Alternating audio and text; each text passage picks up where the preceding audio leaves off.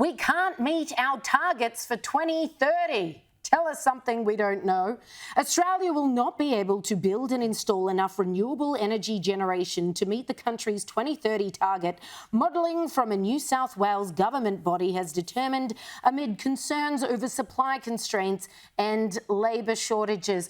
I just feel like every time we read one of these headlines, it's deja vu.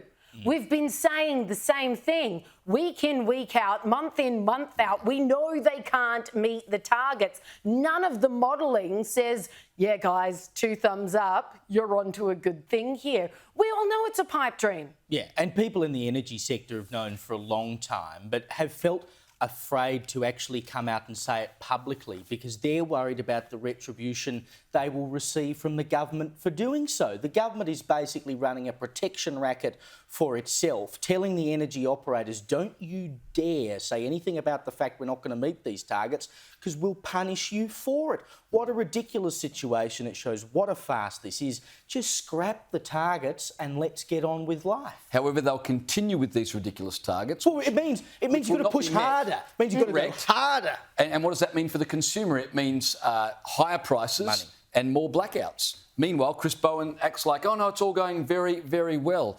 Sure it is. The Canberra Times front page, of course, has the big story tomorrow, and that's the resignation of Scott Morrison, or his at least announcement that he intends to resign. Backbencher to shed final portfolio. I like the headline. It says, I won't hold a seat, mate.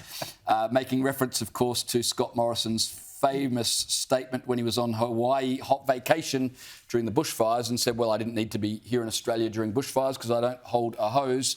Now he's not holding a seat. Almost 2 years since losing the keys to the lodge, Scott Morrison has announced he's leaving Parliament. And of course, if you're watching Paul Murray live just before we came on air, you would have seen that exclusive interview that he had with Scott Morrison.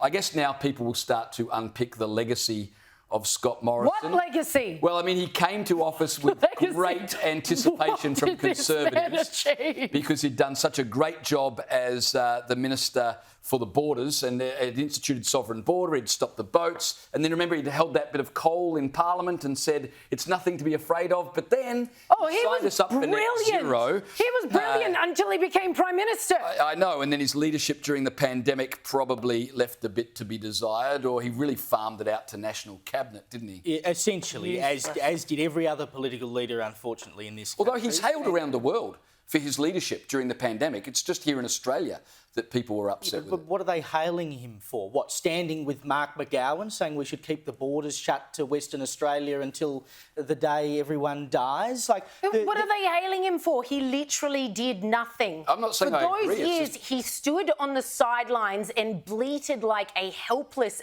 baby as he watched every premier in this nation railroad their states, traumatise their people, plunge this nation into more debt than any of our minds can possibly conceive. Still, and the ramifications of that lack of leadership, I don't think will be over for generations, if ever. We all know that he could have used emergency powers. They are in the Constitution. Yes, he could have triggered them and called together a national approach to this thing.